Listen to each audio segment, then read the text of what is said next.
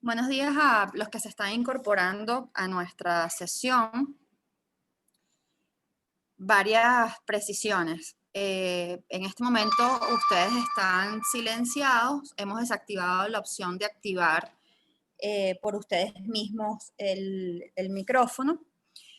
Y está habilitada la opción del chat para que puedan comunicarse con nosotros por ese medio, como siempre agradeciéndoles su compañía. Ustedes saben que estos encuentros están siendo grabados y se cuelgan en nuestro canal de YouTube para aquellos que no puedan tener acceso en el momento de la exposición, porque sabemos todas las dificultades de internet, etcétera. Pueden aprovechar, ir a nuestro canal de YouTube que se encuentra como Cámara de Caracas, aprovechar y suscribirse también y estar allí atentos a los videos que vamos subiendo de las sesiones de los distintos comités. Agradecerles de nuevo entonces su compañía. Pueden usar el chat para comunicarse con nosotros y entre ustedes, solamente van a tener el micrófono silenciado. Ustedes, bueno, algunos de ustedes han sido participantes en otros eventos con nosotros, de este comité en particular, y saben que Omar Hochsche es quien lidera este comité. Estamos, la verdad, muy contentos porque ha sido las iniciativas de los comités, las empezamos a implementar este año. Además es un año muy complicado por todo lo que ya sabemos y hemos vivido, no solamente con el tema de la pandemia, sino con reinventarse organizacionalmente. Y los comités han surtido efecto.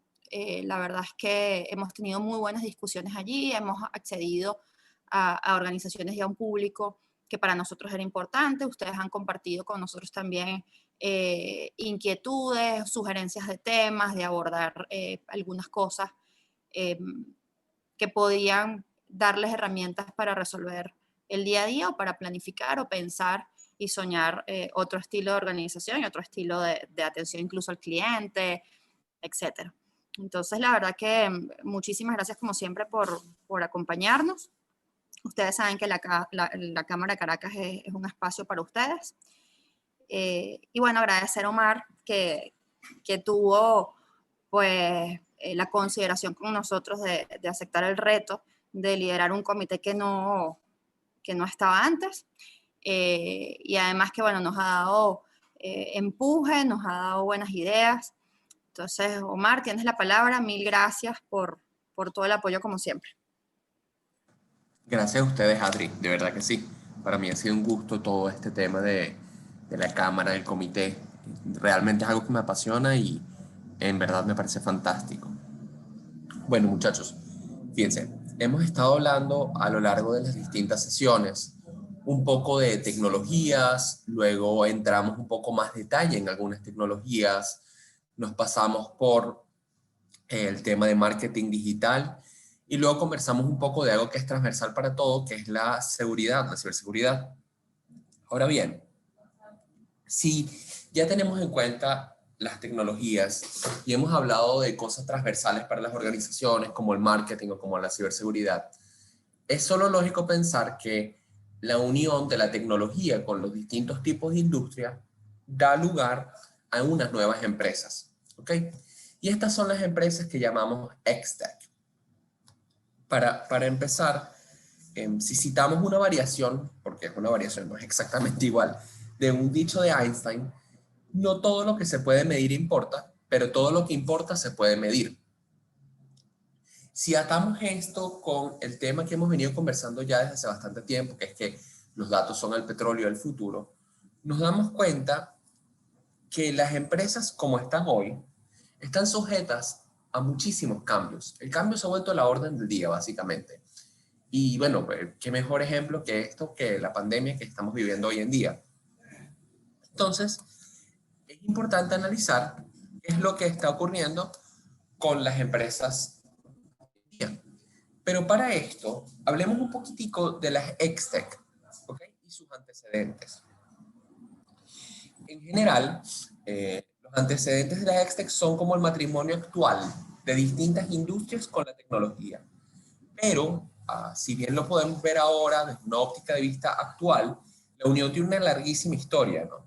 Y ha ido evolucionando a lo largo del tiempo en distintos periodos. Por ejemplo, entre 1866 y 1967, la geografía era una geografía global que se estaba empezando a desarrollar. Tenía como elementos clave la infraestructura y el comienzo de la computarización. Y el origen del cambio en este momento era la creación de enlaces, la creación de vínculos, la creación de asociaciones. Elementos clave en este momento, por ejemplo, el primer cable transatlántico y las primeras tarjetas de crédito. Ahora bien, en el periodo de 1967 al 2008 es el cambio de lo analógico a lo digital y está básicamente liderado por las instituciones financieras tradicionales.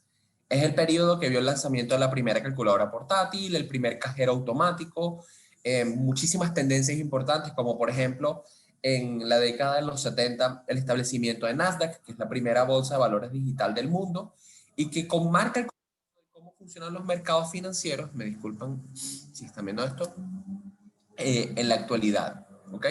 Por otro lado, en 1973 se establece SWIFT, que hasta ahora es el primer protocolo de comunicación utilizado para el volumen de pagos transfronterizos, por ejemplo. Y luego llegamos a la era del 2008, perdón, hasta la actualidad. A medida que se va basando y se van analizando los orígenes de la crisis financiera global, que se transforma en una crisis económica general, básicamente, el público en general aquí desarrolló una desconfianza en el sistema bancario tradicional. Y esto, aunado al hecho de que muchísimos profesionales no tenían trabajo, llevaron a un cambio de mentalidad y hicieron el cambio para una nueva industria. También aquí el lanzamiento de Bitcoin versión 0.1 en el 2009 es algo importantísimo porque empezó a mezclar tecnologías como blockchain dentro del mundo real, básicamente. Y otro factor importante que dio comienzo a la Hextech es la penetración del mercado, la penetración de los mercados, de los teléfonos inteligentes en el mercado, ¿no? Que los teléfonos inteligentes empiecen a ser disponibles en forma masiva. También se ha convertido en el medio principal por el cual las personas acceden a Internet. Ya sobrepasó los computadores de escritorio. Y además es el medio principal porque la mayoría de las personas utilizan servicios financieros, no solo en el país, sino fuera. También, entonces, realmente lo que nos muestra esto es que existen visiones divergentes que no necesariamente están asociadas a lo que venía antes. ¿Ok? Y aquí es donde surge el concepto de los startups. Realmente las tecnologías, tal como lo hemos venido hablando, han ganado muchísimo terreno últimamente. Y estos cambios y las nuevas tecnologías dan las condiciones adecuadas para que surjan este tipo de organizaciones. Una startup no es más que una empresa o un proyecto que está iniciando por un emprendedor, con lo que esa palabra de verdad significa y no una persona que tiene muchas ideas pero realmente no actúa al respecto, porque la palabra emprendedor está como muy de moda últimamente. Todo el mundo es emprendedor. Y el fin de estas industrias, de esta organización, perdón, es buscar desarrollar o validar efectivamente un modelo de negocio escalable. ¿Ok? Ahora bien, en general, las startups están enfrentadas a una grandísima incertidumbre y tienen muy altas tasas de fracaso. Muy pocas de las startups llegan a ser exitosas, muy pocas aún llegan a ser influyentes. Pero sí existe la posibilidad de que una startup se convierta en un unicornio. Es decir, una empresa valorada, que es privada, por cierto, en más de $1.000 millones. Entonces, si analizamos por sector, 82% de los unicornios son 82 de los unicornios son servicios de internet o de software. 45 otros, es decir, son cosas misceláneas que es difícil catalogar en otras categorías. 44 de e-commerce, 32 de fintech, 30 de cuidados de la salud, etcétera, etcétera. Entonces, hasta finales del 2019, es decir, comienzos de este año, básicamente, es esta estadística, había 326 unicornios a nivel mundial. Respecto a la valoración, tenemos ByteDancer, que es un tema de proveedores en la nube de software y todo este tipo de cosas tecnológicas, que está valorada en 75 billones. Pero, por ejemplo, Uber, del cual todos hemos escuchado, que es el servicio de taxi que no tiene ningún carro, son 72 billones de dólares. O Airbnb, que es el hotel más grande del mundo, pero que no tiene edificios, es de 29 billones de dólares. SpaceX, la iniciativa de Elon Musk, que ha sonado mucho últimamente por las pruebas que están haciendo, es de 19 billones. Y cosas que parecerían tontas, como por ejemplo Epic Games, que es la tienda de juegos virtual que dio origen a Fortnite, está valorada en 15 billones de dólares. Y es un unicornio bastante robusto y que cada vez parece estar mejor posicionado en el mundo. Entonces, ¿qué es lo que hace una startup? Una startup. ¿Okay? ¿Qué es lo que hace una organización startup lo que realmente es? Bueno, básicamente tienen distintos principios que definen digamos, su forma, su manera de operar, su misión, su objetivo. Entre ellas, Lean Startup, que es un conjunto de principios para crear y diseñar con un recurso limitado. Y además, contempla que se están enfrentando a una tremenda incertidumbre para construir las empresas de una forma flexible con un menor costo. Básicamente, esto está basado en la idea, valga la redundancia, que los empresarios pueden hacer suposiciones implícitas sobre cómo funciona su empresa y empezar a probarlo empíricamente. Estas pruebas empíricas van a servir para validar o desvalidar distintos supuestos y en función de esto obtener una comprensión que va a ser muy comprometida del modelo del negocio de las nuevas empresas. Al hacerlo, las empresas van a estar creándose en un ciclo muy iterativo, que es repetitivo por su naturaleza y que va a ser construir, medir, aprender. No funcionó, vuelvo a construir, vuelvo a medir, vuelvo a aprender. No funcionó, vuelvo a construir, vuelvo a medir, vuelvo a aprender. Y no necesariamente que no funcionó, sino que funcionó, pero no exactamente como yo quería, o puedo optimizar el funcionamiento. Entonces están basadas en eso. Por otro lado, tenemos un proceso que se llama Design Thinking, que es un proceso iterativo no lineal que se usa para comprender las necesidades de los clientes de forma comprometida. Recuerden lo que hemos venido hablando. El cliente es clave en todo este tipo de iniciativas. El cliente es clave en todo, básicamente. Entonces, se usa para comprender las necesidades de los clientes de forma comprometida y es un proceso creativo que se centra en pensar en las personas para las que se está diseñando algo o resolviendo un problema. ¿Ok? La idea es que la solución que se esté ofreciendo por el startup o el servicio que está ofreciendo el startup sea para personas, sea aplicable en la vida real. Luego, otra cosa muy importante que deben tener los startups es una adecuada toma de decisiones bajo incertidumbre. Inherentemente, el campo en el que se están desarrollando este tipo de organizaciones, como lo hemos conversado ya, es un campo de mucha incertidumbre y por tanto, el ser ágil, el ser flexible es excesivamente importante. En general, las personas que están haciendo las startups pueden incorporar opciones para que sean diseñadas y puedan cambiar por diseño fácilmente en el futuro. Es decir, yo identifico una oportunidad, la exploté, pero me di cuenta que después hay una oportunidad más fuerte. Yo empiezo a expandirme a esa oportunidad y me permite cambiar mi foco en lo que realmente es importante. Por otro lado, como estamos hablando de que todas las startups son empresas realmente pequeñas en general, la asociación es excesivamente importante. Para poder ser atractivo una empresa pequeña a una empresa más grande, por otro lado, pues debes poder alinear las características internas de lo que tú estás definiendo con el estilo de gestión o los productos con la situación del mercado, ¿no? Entonces, generalmente vas a necesitar muchos socios diferentes para poder llevar a cabo tu acceso al negocio, pero es importantísimo entender que tú solo generalmente no vas a llegar a ningún lado. Por otro lado, deben tener un aprendizaje que es emprendedor, es decir, tú tienes que aprender a una grandísima velocidad, pero sin quedarte sin recursos, ¿no? Y debes estar dispuesto y listo para poder cambiar y aprender algo nuevo si es necesario. En general, si como a modo de diseño, las personas que están haciendo una startup a nivel estratégico, ¿no? Formulan hipótesis. Esas hipótesis son hipótesis que es, digamos, susceptible de ser sometida a pruebas potenciales que la contradigan, ¿no?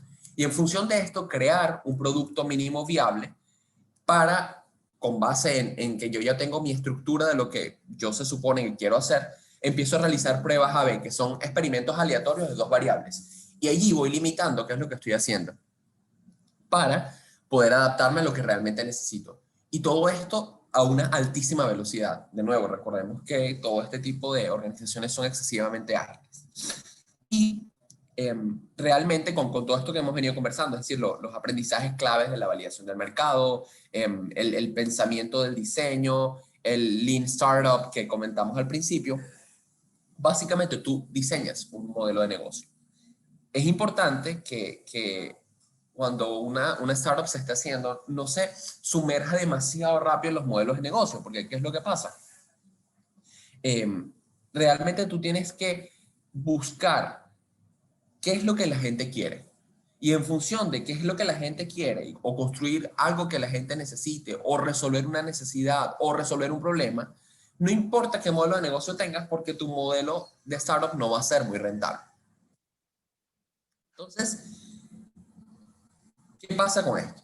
Las startups son organizaciones ágiles. Muchas de esas organizaciones ágiles, como comentamos, suelen buscar aliados en la industria o suelen formar parte de la industria. Y aquí es donde nacen las Hextech. Las Hextech, como el nombre sugiere, no son más que una organización de industria tradicional, por ejemplo, la industria financiera, con el tecnología, mezclado con la tecnología. O una industria de mercadeo mezclada con tecnología. Entonces, las fintech aplican tecnología para mejorar las actividades financieras, insurtech aplica tecnología para aprovechar la eficiencia del modelo actual en la industria de seguros, viene de insurance en inglés. Legal tech es el uso de la tecnología para proporcionar servicios legales. Health tech usa la tecnología para mejorar la atención médica, marketing, agricultura, requerimientos regulatorios, cualquier cosa que a ustedes se les ocurra, están las industrias tradicionales buscando cómo aliarse con la tecnología. Pero ahora bien, cuando nosotros hablamos, por ejemplo, no sé, de legal tech, uno diría, bueno, ajá, ¿qué tanto puedo usar yo la tecnología en una industria tradicional o sea, un bufete de abogados, por decirles algo? Bueno, por ejemplo, podemos tener lawbots, que son básicamente robots diseñados para revisar una cantidad de datos muy grande en muy poco tiempo y liberas a una persona para empezar a analizar lo que está saliendo en la revisión de esos datos. Ya no tienes que tener una persona sentada analizando un montón de documentos, sino que simplemente mandas a analizar esos documentos con una computadora y te da un resultado, por ejemplo. Entonces, si entramos un poquito más en la fintech, vemos que existen distintos tipos de fintech a su vez. O sea, una fintech es una nueva financiera, como ya hemos dicho, aplica la tecnología para mejorar las actividades financieras, ¿no? Son todas estas nuevas aplicaciones, todos estos nuevos procesos, productos, modelos de negocio que estén relacionados a algo en la industria de servicios financieros. Y pueden estar compuestos o complementados por servicios financieros tradicionales. Ojo, lo importante es que estén proporcionados como un proceso integral. Generalmente están proporcionados por Internet, ¿ok? Pero es importante que estén proporcionados por un proceso integral. ¿Ok? Entonces, básicamente, existe una disrupción tecnológica que se está aprovechando y esa intersección con los servicios financieros da lugar a la fintech. Han sido una categoría grandísima de inversión en crecimiento porque en realidad muchísimas empresas que estén relacionadas con esto están incorporando tecnología naturalmente. Y dado que todo el tema del comercio electrónico requiere una relación financiera saludable con este tipo de instituciones, las empresas fintech están en un muy buen lugar para crecer. ¿Qué tipos de empresas fintech tenemos? Bueno, tenemos las empresas de pagos remesas, todos estos e-wallets, transferencias de dinero, un montón de aplicaciones que hemos visto para este fin.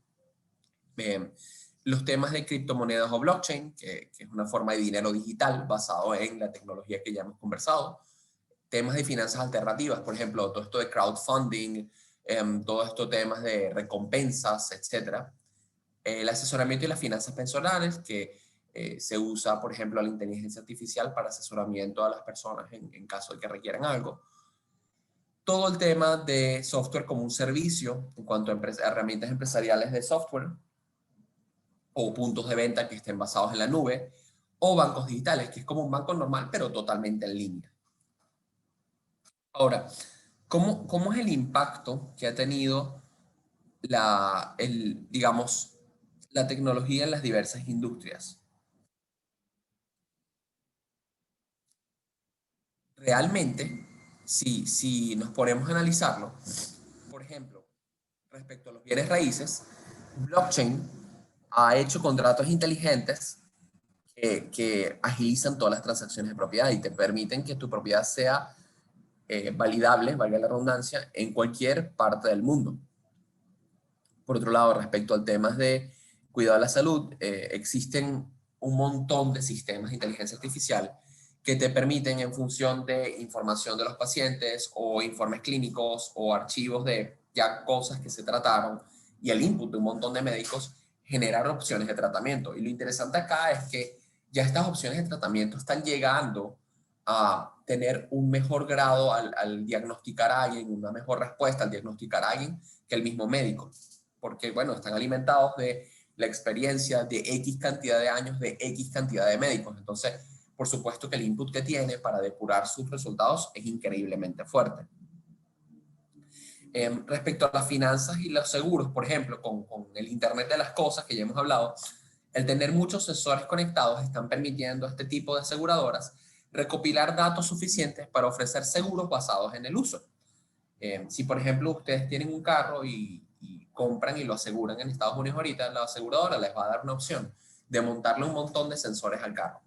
Esos sensores que le están poniendo al carro van a detectar si usted frena de golpe, si usted cuando frena se para sobre el rayado, la velocidad, por supuesto, a la que va el carro promedio, la forma en la que maneja, se cambia mucho de un canal a otro, pone luz de cruce cuando va a cambiarse de un canal a otro, etcétera, etcétera. Entonces, con base en los patrones de manejo que vas a tener, la aseguradora permite recopilar información respecto a las personas y esta recopilación puede ofrecer una póliza más barata porque, bueno, esta persona maneja súper calmado, es una persona muy consciente que va con calma, o más bien todo lo contrario, le sube la póliza porque el riesgo de esa persona es bastante alto, porque se la pasa manejando como un loco, se cambia sin poner luz de cruce, sin ver, etcétera, etcétera. Finalmente, por ejemplo, respecto al comercio minorista, blockchain tiene el poder de registrar dónde se ha obtenido la materia prima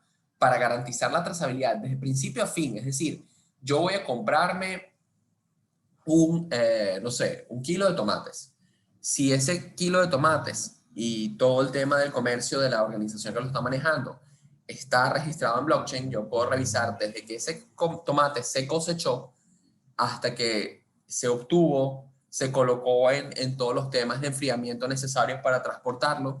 Puedo revisar si el enfriamiento estuvo bien, si estuvo bajo, si estuvo alto, si tenía mucha humedad, si no tenía mucha humedad, si el riego del tomate se hacía con agua que tenía mucho cloro y por tanto afectaba el sabor, etcétera, etcétera. Si cuando llegó al supermercado fue cuidado adecuadamente, hasta el momento en donde usted se lo lleva a su casa.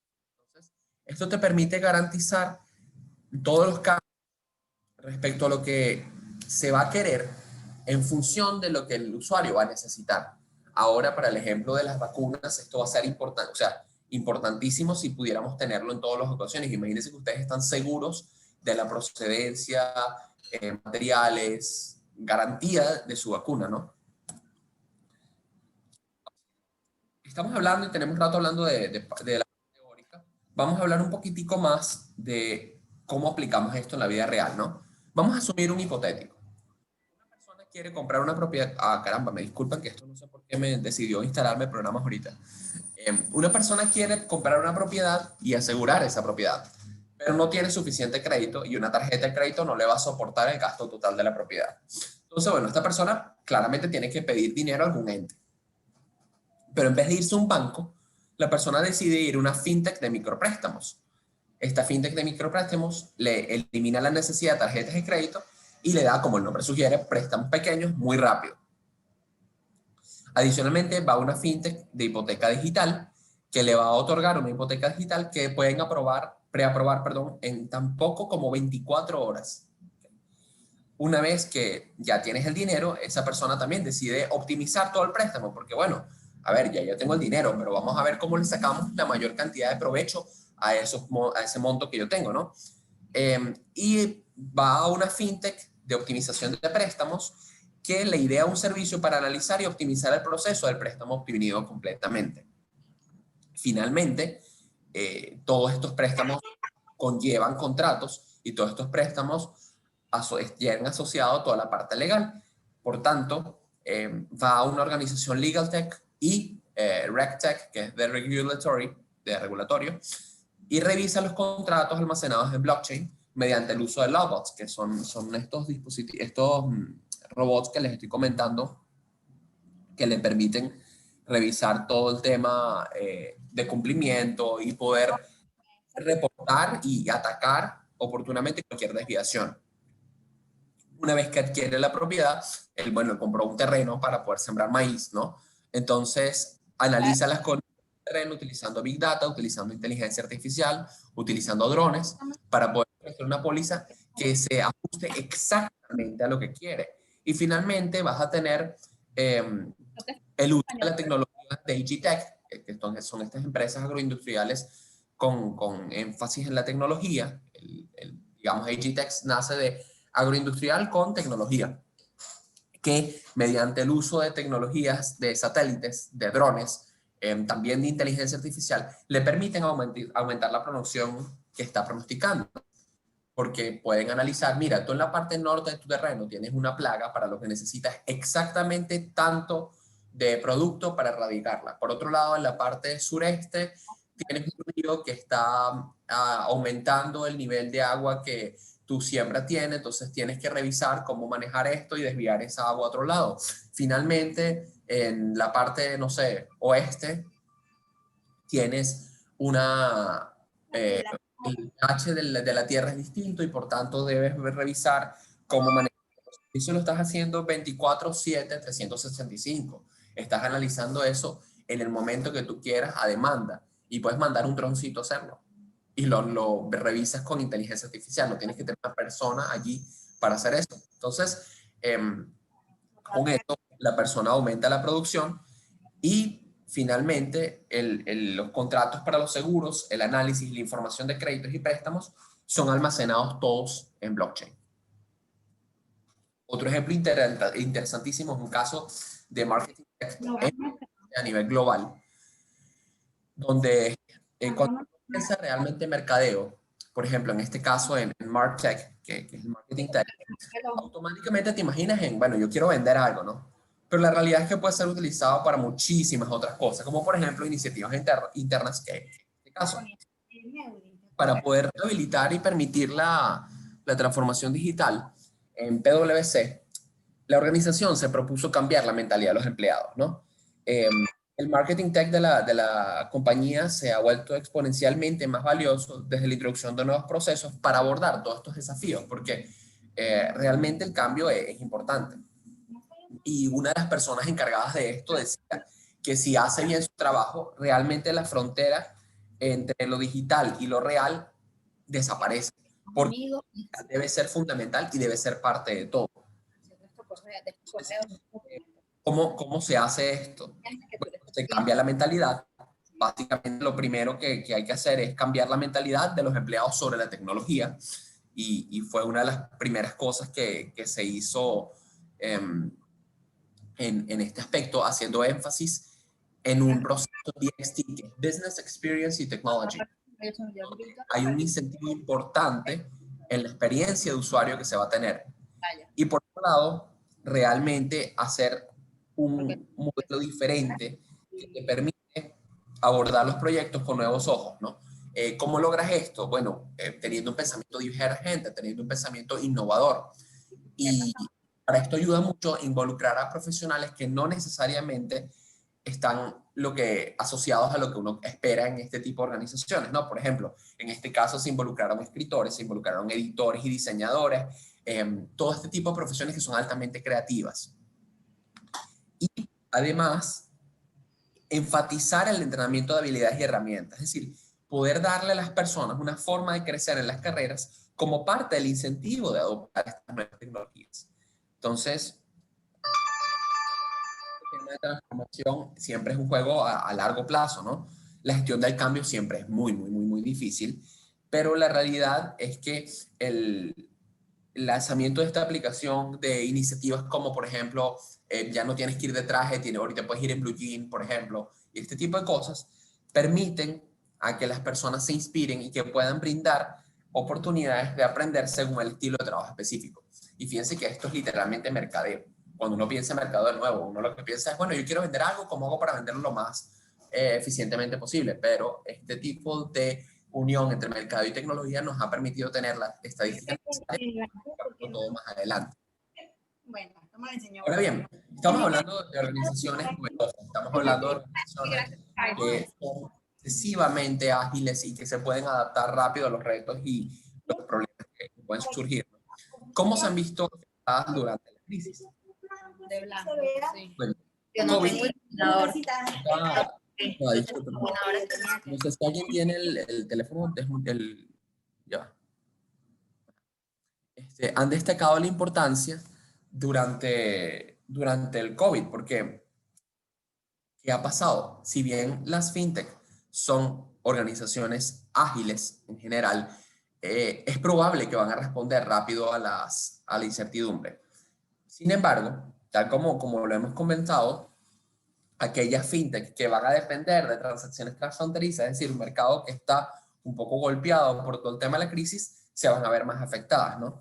Y es muy fácil echarle la culpa a factores que sean externos a nosotros.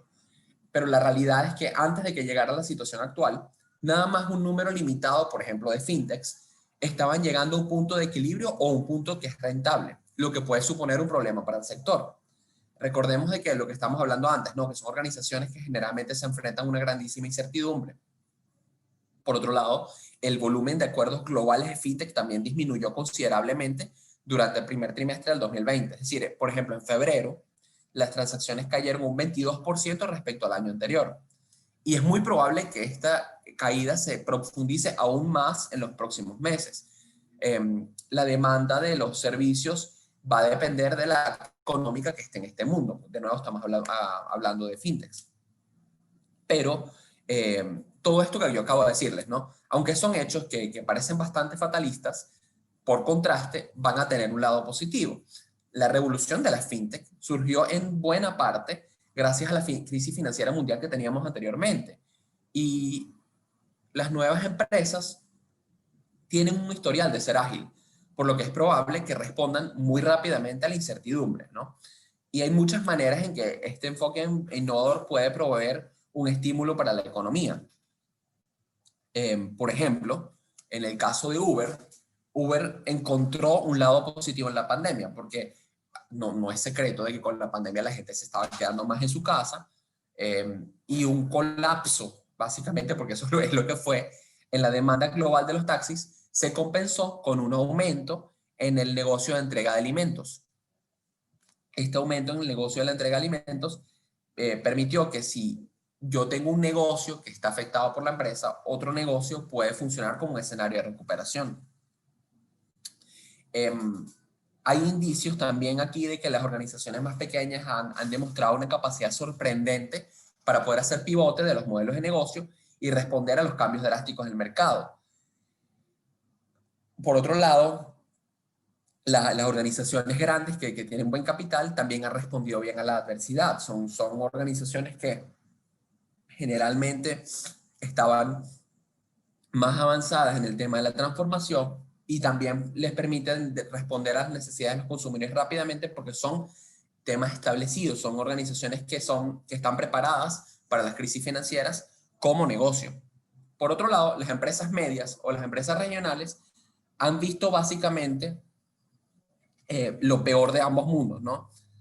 Si bien tenían una prosperidad antes del coronavirus, no necesariamente tuvieron la visión y cultura o los recursos, ¿no? No necesariamente es que no lo vieron, para poder identificar cómo mantenerse y fueron, a falta de una mejor palabra aquí, un poco complacientes en este aspecto. Entonces, Adicionalmente, no eres lo suficientemente pequeño como para poder ser demasiado ágil o estar demasiado establecido como para poder convertirte en algo ágil, entonces estabas complicado en ese aspecto. Ya va, esto no está pasando la lámina. Entonces, ahora bien, ¿qué pasa? Estamos hablando de organizaciones en función de distintos tipos de industria. La realidad es que, por ejemplo, AgTech, que son industrias, de nuevo, como habíamos dicho, agroindustriales, hay servicios que son esenciales para la vida cotidiana, ¿no? Por ejemplo, atención médica, uno nunca va a poder dejar de ir a un médico, o servicios de emergencia, o servicios de fabricación de alimentos y agricultura. Por más pandemia que haya, el ser humano no va a dejar de comer. Entonces, si lo vemos de una forma objetiva, en tiempos de incertidumbre, siempre habrá cosas que van a ser ciertas, indiferentemente de la incertidumbre que estemos viviendo. Es decir, los agricultores van a plantar nuevos cultivos, el ganado va a continuar comiendo y reproduciéndose y la gente va a continuar alimentándose. La forma en que estas actividades se hacen, bueno, puede ser diferente, sí, en caso de distintas situaciones, pero no se van a poder cancelar, por ejemplo, como una conferencia, que esta, por ejemplo, esta conferencia la estamos haciendo de forma remota, o un partido de béisbol, un partido de cualquier deporte, de hecho. La buena noticia es que, por ejemplo, para el caso de los Agitex, toda la gente va a seguir comiendo y la función del Agitech es cultivar alimentos, es una función esencial. Entonces siempre va a haber una demanda de comida. Empezamos a ver entonces aquí que hay servicios que dependen de asesoramiento o contacto a personas que están dando un giro virtual. Por ejemplo, una startup que tenga como objetivo el simplificar la comunicación entre los asesores y los clientes puede lanzar un paquete de servicios de asesoramiento remoto con un pequeño equipo experto. Además, pueden dar opciones de que los usuarios pueden configurar un equipo de X cantidad de asesores por un costo mensual y siendo una startup le permite al agricultor conectarse con los asesores en vivo usando video y otras funciones en una aplicación, por supuesto, para poder resolver problemas en tiempo real a medida que ocurren, sin contacto, sin riesgo de contagio. Otras personas están ofreciendo, o sea, otras compañías, discúlpeme, están ofreciendo productos y servicios gratuitos, o mira, descuentos altísimos, medidas de ayuda, apoyo a X cantidad de clientes para que puedan enfrentarse a esto. Otra Agitech que a nivel mundial lanzó una semana de ofertas para poder apoyar a los agricultores. ¿Qué incluían esas ofertas? Bueno, asesoramiento y descuentos importantísimos en productos químicos y semillas. Lo interesante es que por cada solicitud calificada o pedidos en esas semanas, ellos donaron $100 a una organización sin fines de lucro para apoyar a las familias de los agricultores cuya capacidad de operar en la temporada no había sido, o sea, se había visto afectado y no había sido lo que se esperaba. Entonces, startups de monitoreo de cultivos satelitales están ofreciendo servicios gratis. Entonces, aquí vemos que realmente tenemos muchísimas organizaciones que están buscando la forma de darle la vuelta. Y cuando es el caso, por ejemplo, de agroindustrial, que estamos produciendo alimentos y vamos a seguir comiendo, es claro ver el beneficio. Pero ¿qué pasa, por ejemplo, en el caso de marketing tech, oye, es una cosa de mercadeo, ¿no? Básicamente, las empresas de mercadeo, si uno se pone a analizarlo, casi todo el mundo quiere hacer un esfuerzo por mantener el nombre y seguir siendo relevante, aun cuando tú des servicios gratis, porque el nombre es importantísimo. Al final el consumidor va a buscar marcas y negocios que estén conocidos. Y esto va a ser una dinámica que al final va a aumentar la presión sobre las marcas y sobre las empresas para poder ampliar las actividades en momentos donde los presupuestos para poder hacerlo realmente están súper contraídos. Tú no puedes invertir demasiado dinero en mercadeo si ya tus ventas no son lo que eran antes. Entonces, algunas empresas de marketing tech están avanzando en formas creativas. Básicamente son soluciones basadas en herramientas y ofertas que aún con la pandemia pueden asesorarse ahora y prepararse para impulsar las ganancias de capital de marca en el futuro. Por ejemplo, una marketing tech que ofrece herramientas de publicación en redes sociales y que está diseñada básicamente para atletas y equipos de marketing deportivo, tenía planes de lanzar una solución para las empresas en cuanto a temas deportivos de nuevo, pero logró identificar el cambio en el mercado, hizo movimientos muy rápidos en respuesta al brote de COVID-19 y adelantó la fecha de lanzamiento del último producto por un mes porque sabían que las comunicaciones iban a ser claves para posicionar el producto. Pero bueno, estamos hablando aquí de cosas, de empresas quizás en los dos extremos del espectro. ¿Qué pasa entre el sector tradicional y la Hextech, pero respecto a pagos, ¿no? Si tomamos como, por ejemplo, los servicios de pago, los desarrollos tecnológicos y las nuevas fintech están teniendo un impacto grandísimo sobre los bancos y sobre los medios de pago, ¿no? Quienes a su vez han tenido que adaptarse para poder desenvolverse en el panorama. Los bancos han tenido que ajustar las estrategias para que puedan evolucionar como una respuesta a fintech y a la digitalización. Parte de este ajuste de la estrategia es migrar a una plataforma centrada al cliente con iniciativa que es novedosa respecto al tema de los pagos. Básicamente en tiempos recientes, quizás en parte la pandemia, pero por otras situaciones aquí en el país lo hemos visto muy claramente, el cómo se hacen los pagos ha tenido que adaptarse muchísimo. No únicamente el panorama digital, sino también un espacio cada vez más competitivo. Fíjense que ya ahorita tenemos muchísimas aplicaciones, y me disculpan el teléfono, está sonando el teléfono en mi casa, no hay mucho que pueda hacer al respecto. Muchísimas organizaciones han tenido que sacar aplicaciones para pago de un estacionamiento, o para intercambio de fondos, o para manejo de dinero, o para intercambio de moneda, etcétera. Y esto, si ya existía un grado de incertidumbre en el sector, perdón, está de más decir que las cosas se fueron de control, ¿no? Cuando empezamos la pandemia. Todo esto se ha visto muy, muy agravado por la pandemia. Pero la reacción fue reemplazada aquí por acción.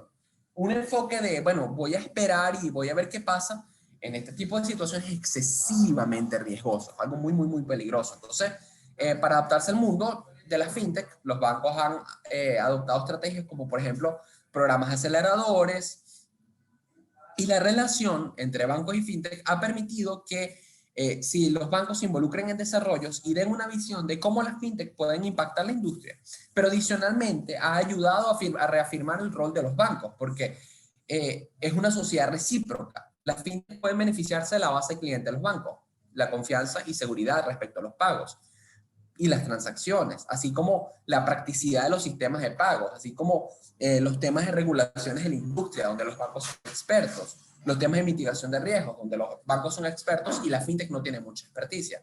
Ahora, en contraposición, como reconocimiento a esto, los bancos progresivamente entienden la importancia y valor de la colaboración interbancaria y con fintechs, y la meta se convirtió en trabajar juntos para impulsar el progreso a través de estandarización, a través de interoperabilidad, a través de apoyo a iniciativas en la distinta industria. Entonces, pareciera que si en algún momento se pensó que la relación entre banca tradicional y fintech era una relación de competencia, ahora está surgiendo mucho el concepto de coopetición, que es que tú colaboras con tu competidor.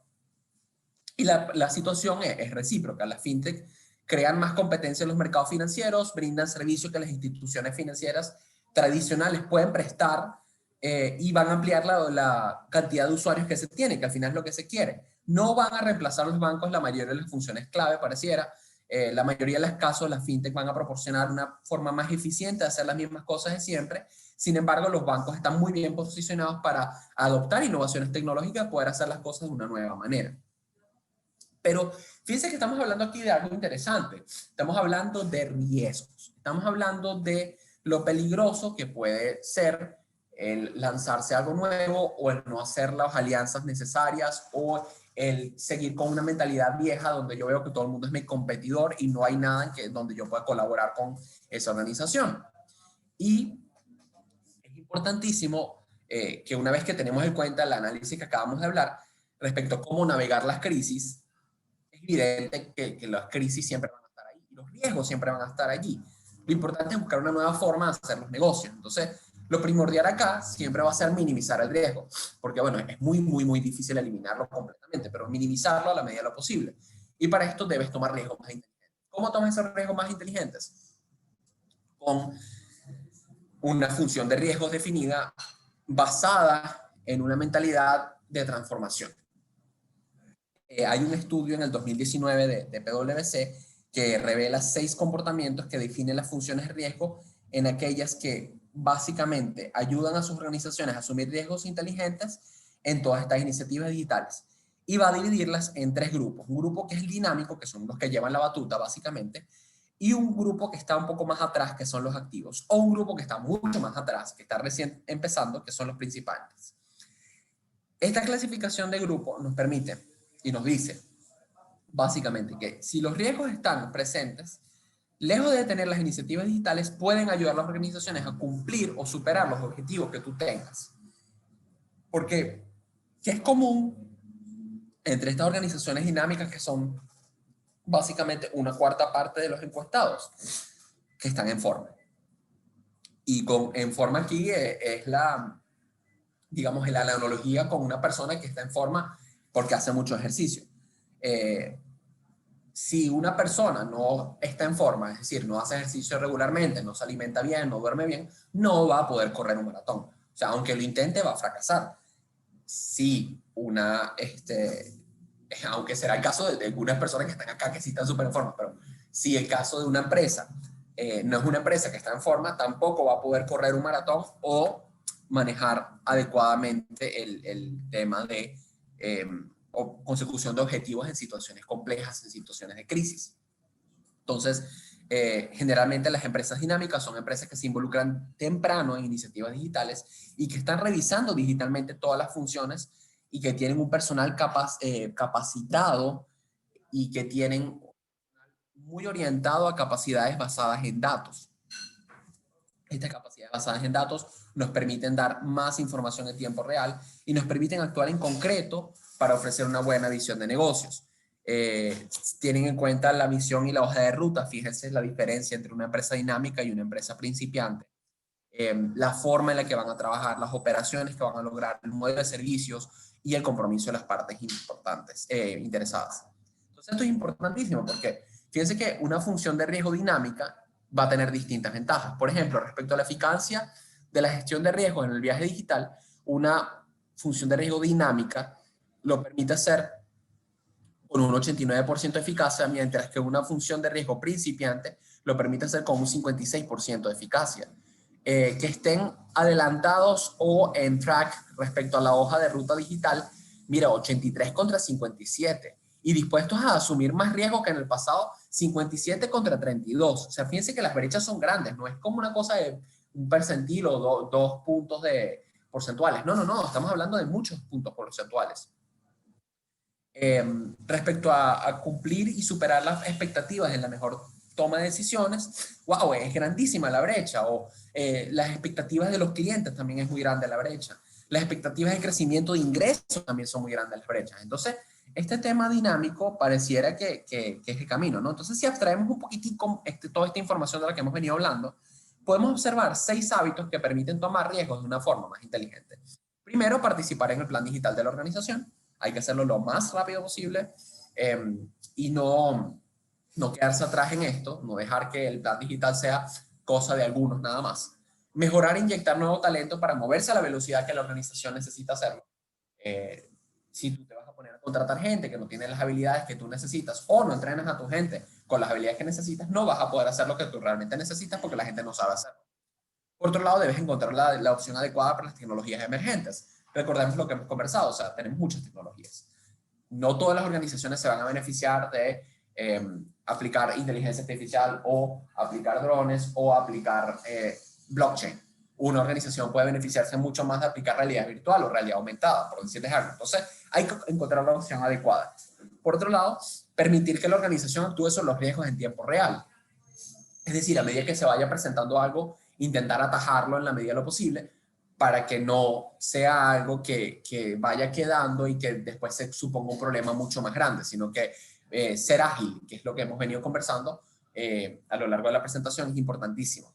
Por otro lado, involucrar activamente a todas las personas que toman decisiones en las iniciativas digitales claves, no dejar que las personas que toman decisiones estén desconectadas de todo esto, porque al final esas personas que toman las decisiones van a estar con una visión mucho más estratégica de lo que tenemos. Finalmente, es importantísimo colaborar y alinearse para poder proporcionar una visión consolidada de los riesgos. Lo que yo estoy mostrando, lo que yo estoy haciendo, no necesariamente está en un silo, no necesariamente está en una isla y no tiene nada que ver, sino que mientras se vea de una forma holística, vamos a poder llegar a lo que se desee. Entonces, respecto a las extech venezolanas, según el Banco Interamericano de Desarrollo, para el 2018, había 1.166 emprendimientos fintech en América Latina, ¿no? Hay dos factores aquí interesantes que tenemos que analizar. 46% de la población adulta no tiene una cuenta bancaria. En contraste, 50% de la población sí tiene acceso a Internet. Entonces, las empresas fintech están aprovechando estos dos factores para poder liderar la transformación del Estado y del sector financiero. Respecto a Venezuela, el mercado venezolano no está tan desarrollado respecto a XTech, ¿okay? Por tanto, una fintech de América Latina o una XTech, no tenemos que enmarcarlo nada más en temas financieros, con precios competitivos puede arrasar con el mercado siempre y cuando cumpla con las regulaciones. Y bueno, de afuera de Latinoamérica, es decir, digamos, miremos al norte, Estados Unidos, Canadá o Europa, es aún más el riesgo, ¿no? Pero tú puedes tener aquí dos tipos de organizaciones. Puedes tener Extech que van a operar desde Venezuela para el mercado venezolano. Por ejemplo, respecto a pagos, son básicamente las que destacan, son aquellos que prestan servicios de pagos digitales. Hay desarrollo de telemedicina para atender a los venezolanos y hay empresas de marketing digital especializadas para las necesidades del mercado venezolano. Pero por otro lado, tú puedes tener Extech que operan fuera de Venezuela para el mercado venezolano. Entonces, algunas de ellas van a tener que someterse a las regulaciones del mercado para poder cumplir con el marco regulatorio. Y las extech que estén afuera pueden operar ofreciendo servicios distintos. Por ejemplo, una fintech de criptomonedas, no es necesario que la empresa opere en Venezuela para poder comprar y vender criptomonedas. No necesitas estar en el país para eso. Una empresa de micropólizas pudiera operar desde afuera con algún tipo de colaboración con las aseguradoras nacionales para ofrecer pólizas específicas para eventos especiales con apoyo de aseguradoras en el país. Entonces, por ejemplo, yo quiero prestarle mi carro a Adriana, entonces en el momento en que yo le presto mi carro a Adriana, Adriana se asusta porque dice que ella no quiere que le pase nada y alquila un seguro por nada más 2 horas, que es lo que lleva a tener el carro mientras va a hacer una diligencia. Entonces, este tipo de situaciones cada vez más son comunes y están permitiendo que el mercado crezca. Ahora bien, ¿cuál es el futuro de todo esto, no? A medida que el mundo entero se esté desplazando a una nueva realidad, pareciera que va a haber una gran cantidad de oportunidades post-pandemia para las empresas, ¿no? Ya lo hemos conversado antes, pero las crisis, las situaciones adversas suelen ser grandísimos catalizadores y la lógica indica que habrá muchos nichos nuevos, muchas ideas interesantes, a medida que las personas se den cuenta que las herramientas digitales van a seguir proporcionando servicios importantes, ¿no? Independientemente de las condiciones en las que estemos, la gente va a seguir acudiendo a ellas. Entonces, cada vez la tecnología se está volviendo más central en la industria y tenemos que empezar a considerar que ejemplos como, por ejemplo, los bancos o las nuevas empresas de tecnología financiera no son fuerzas opuestas, sino que ambas partes se necesitan para poder trabajar juntos. Pero la realidad es que, como en todo, va a haber ganadores y perdedores a raíz de la pandemia. Los ganadores, bueno, habrá una gran cantidad de oportunidades, por ejemplo, en empresas de salud, health tech, donde el mayor uso de inteligencia artificial va a permitir un mejor análisis de datos y por tanto va a permitir una mejor operación de lo que tú estés haciendo, por ejemplo, de diagnóstico. Respecto a fintech e insurtech, hay espacio grandísimo para ofertas más simplificadas, para ofertas más específicas que le permiten a la organización centrarse en el usuario. Respecto a AgTech, los consumidores cada vez más están preocupados por su bienestar. Entonces, una empresa de AgTech que pudiera asegurar que el producto que se está haciendo es de mejor calidad y además que el transporte, por ejemplo, de ese producto es fantástico, apalancándose en otras tecnologías, le va a ir muy bien. En ciberseguridad, bueno, ya lo hablábamos en la charla pasada, pero bueno, todo el mundo está haciendo todo en línea. Estoy jugando en línea, estoy viendo televisión en línea, estoy entreteniéndome en línea, comunicándome en línea, dando esta presentación en línea. Entonces, todo lo que se está haciendo en línea va a requerir que las personas tengan un poco más de cuidado con lo que hacen y las empresas de ciberseguridad cubren esta necesidad. Por otro lado, va a haber perdedores a corto plazo, ¿ok? Empresas construidas alrededor de turismo, de hospitalidad, de eventos en vivo, se están viendo bien golpeadas. Y esto va a tener un impacto indirecto en todos los temas de fletes, de comercio minorista, los temas de lujos. Ahora bien, si bien pareciera que la situación es complicada, vamos a tener este tipo de empresas que están innovando también. Entonces, en vez de que tú puedas viajar ahorita porque todo está parado, yo te muestro en una realidad virtual qué es lo que tú vas a disfrutar cuando llegues al hotel, por ejemplo. Y esto pareciera que está haciendo pensar de nuevo a las personas, a las organizaciones, al mundo, en una nueva forma de hacer las cosas. Porque pareciera que los unicornios se están convirtiendo en mitos una vez más con el surgimiento del camello. Un camello es una startup con las mismas características que habíamos dicho antes, pero que son un poco más cautelosos, es decir, mantienen ciertas reservas para poder superar los tiempos difíciles y poder reponerse durante los tiempos que son buenos. Es una empresa un poco más comprometida que se dedica a los fundamentos de la creación del negocio para garantizar el impacto y el éxito a largo plazo. Una empresa un poco más centrada en el cliente y los productos y los modelos de negocio que entregan se basan en las necesidades de ese cliente. Y una empresa un poco más resiliente que se está preparando para el futuro, pero no a través de un crecimiento muy vertiginoso, sino un crecimiento un poco más reflexivo, un poco más estratégico. En este futuro, la misión principal de la Hextech es garantizar la salud, la capacidad de recuperación y el éxito de las empresas. ¿Okay? Esa es la primera prioridad. En esta recesión económica, como estamos comentando, adoptar la mentalidad de camello puede marcar la diferencia entre la construcción de una empresa que dure por generaciones o una empresa que no lo haga. Entonces, realmente todo esto que está pasando es bien interesante. De nuevo la frase que siempre comentamos, ¿no? El futuro es digital y es darle forma al futuro juntos, reimaginar lo posible. Allí está mi contacto en Twitter, mi correo si quieren hacer alguna consulta, si tienen alguna duda. Y bueno, nada, de verdad que un placer haber compartido con ustedes hoy. Si tienen alguna pregunta, duda, miedo, rollo, trauma, inquietud, cualquier cosa, por favor me la pueden escribir por el chat y estoy atento. A eso justamente iba, Omar. La verdad que muchísimas gracias. Siempre que haces una exposición súper bien trabajada, además con datos. Esto es una presentación muy completa. Creo que tenemos como venezolanos un gran reto, ¿no? Pero además ahí hay muchas ideas que podemos sacar para emprendimientos interesantes. Si alguien tiene alguna pregunta, puede hacer uso del espacio del chat o, si lo prefiere, puede hacer uso también del icono, levantar la mano y activamos la opción de que se puedan desmutear para que puedan conversar con Omar.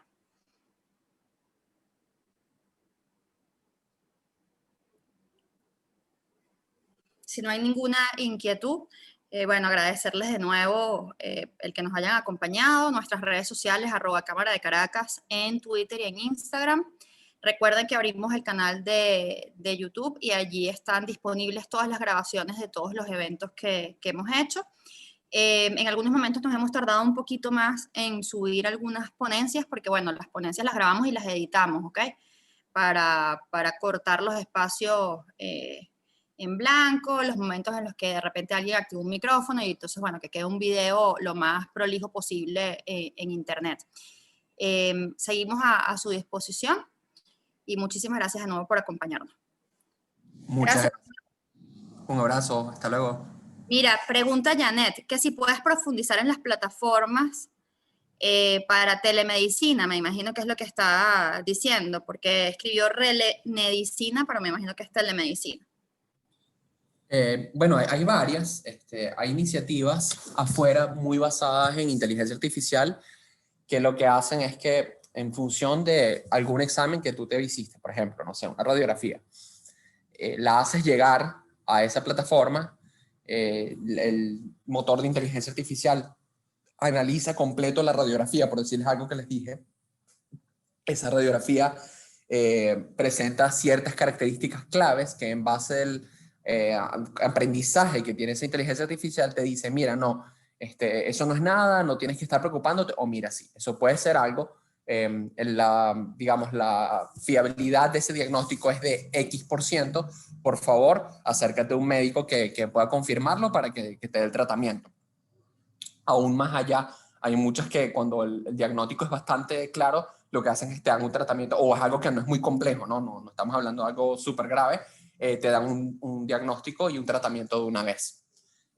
Aquí en el país están empezando a surgir ciertas cosas más bien para atención remota, más allá de que tú puedas tener una inteligencia artificial. Eso no está funcionando mucho todavía, está en muy pañales, como la mayoría de las Hextech, tal como lo dijimos, pero sí hay ciertas empresas que están atendiendo de forma remota, ciertas clínicas que están teniendo números de consulta, médicos que están haciendo temas de, o sea, cómo optimizar y evitar que tú vayas a la clínica para tratarte, etcétera, etcétera.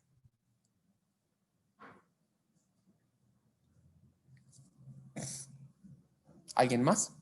Jenny comentaba que, bueno, el tema de poder manejar estas cosas con el personal y educar es fundamental. Creo que eso es un elemento importante. Amanda pregunta que cuál es tu opinión con el ofrecimiento de cuentas de custodia de criptomonedas por parte de los bancos. No sé si esto se sale un poquito de el objetivo de este encuentro, pero bueno, si tienes algún criterio con respecto a eso. Sí, yo creería que no viene demasiado al caso. O sea, hay que ver porque todos los temas de criptomonedas son temas complicados. Digamos que blockchain, cuando entró en los temas de criptomonedas, o sea, cuando surge blockchain y los temas de criptomonedas, entran en el mercado más regulado de todos. Y no solo en Venezuela, a nivel mundial. Por tanto, que la banca adopte esto, que no lo adopte, que organizaciones particulares adopten esto, que no lo adopten, va a depender mucho de las circunstancias de la banca y del momento en el que se está haciendo y del sitio donde se está haciendo. Entonces, realmente darte una opinión es como muy delicado aquí, porque no es algo que se pueda ver claramente, y menos con las circunstancias que pueden afectarlo por temas externos, como por ejemplo la pandemia o como por ejemplo X cantidad de cosas que uno vive en el mundo, ¿no? Amanda dice que se refería a la adopción de la tecnología como tal por los bancos. Bueno, o sea, hay que analizar el nivel de adopción que esté teniendo la tecnología de blockchain, que es donde están basadas las criptomonedas. Hasta ahora, hay conversaciones, hay ciertos temas, pero no hay nada concreto todavía de que, mira, el banco X va a implementar una criptomoneda que va a equivaler a tanto, que se va a manejar de esta forma, que va a estar en esta red, que va... No, o sea, hasta ahora no hay nada tan específico como para poder, en función de esto, ver qué es lo que va a pasar en el país. Yo sí creo, a modo personal, que a nivel mundial, en general, cada vez el tema de dinero digital va a ser más común, ¿no? Y esto lo vemos y coincide con la industria, como cuando, por ejemplo, analizamos el caso de Apple. Apple es una empresa que todos conocemos por temas de tecnología. Sacan el iPhone, sacan las computadoras de ellos, las Mac, tienen las iPad. Entonces, bueno, todo el mundo pensaría que es una empresa de tecnología, pero está empezando a migrar a servicios. Entonces, tú tienes Apple TV, que es como la competencia de Netflix, tienes Apple Fitness o Fit, no me acuerdo cómo es que se llama el servicio, que es una cosa para hacer ejercicio, que es la competencia de Pelotón. Tienes temas de pagos, porque ellos hicieron asociaciones con un banco en Estados Unidos y tienen su propia tarjeta de crédito, pero además de eso tiene una aplicación que es Apple Pay, en la cual tú puedes asociar cualquier tarjeta de crédito de cualquier banco. Esta aplicación de Apple Pay ahora es el 5% de las transacciones a nivel mundial. O sea, fíjense en ese número, 5% de todas las transacciones a nivel mundial se hacen por Apple Pay. Se estima que en los próximos 5 años esto sea el 10% de todas las transacciones que se hagan por Apple Pay. Y Apple está incentivando a que, ok, tú tienes la tarjeta de Apple, ok, y tú vas a pagar. Si pagas por Apple Pay, aún con la tarjeta de Apple, es mejor que pagar con la tarjeta de Apple en físico, porque tienes más programas de cashback, tienes más temas de beneficios, etcétera. Entonces, pareciera que todo el mundo está migrando a algo digital. Como anécdota, yo estuve por afuera del país el año pasado y realmente todos mis amigos que estaban allá en la cartera no tenían absolutamente nada. Era el celular con el que pagaban y hacían todo, y bueno, los documentos necesarios como para poder hacer cualquier cosa en caso de que tuvieran que dar algún tipo de licencia o demás. Pero aparte de eso, ninguno de ellos ya tenía una cartera con un montón de cosas. Casi todos tenían un poquitico de efectivo en el bolsillo, como por si acaso necesitaban pagar en efectivo, pero del resto, todo era con el celular. Y a mí me sorprendió muchísimo, porque yo decía, wow, pero, o sea, esto está llegando al nivel de que ya ni siquiera saco mi tarjeta, sino que tengo mi tarjeta en mi celular y pago con mi celular. Entonces, no te sé decir exactamente respecto al tema de criptos y menos sobre su adopción en el país, pero pareciera que a nivel mundial, por ahí van los tiros. O sea, a nivel mundial el tema va digital. Que vaya a ser con criptos, que vaya a ser una mezcla entre criptos y otra cosa, eso sí está por verse, pero el tema va a lo digital, sin lugar a dudas. Vale, creo que no hay ninguna otra pregunta. Felicitaciones en el chat. La verdad es que, honestamente, tus exposiciones, Omar, siempre son súper ilustrativas. Además de un tema que uno siente que a veces es tan duro de entender para los que no necesariamente estamos todo el día involucrados con el área de tecnología o no fue nuestra carrera o nuestra formación. La verdad es que es súper ilustrativa y muy claro. Agradecerte de nuevo, muchísimas gracias a ustedes por acompañarnos y nos vemos entonces en las siguientes actividades el año que viene. Y muchísimas gracias. Eso es lo que les iba a decir. Felices fiestas a todos. Creo que ya nos veremos para enero. Prometo traerles algo interesante y que conversemos todos de algo súper divertido también. Pero bueno, que la pasen bien con sus seres queridos y que tengan unas muy felices fiestas. Un abrazo.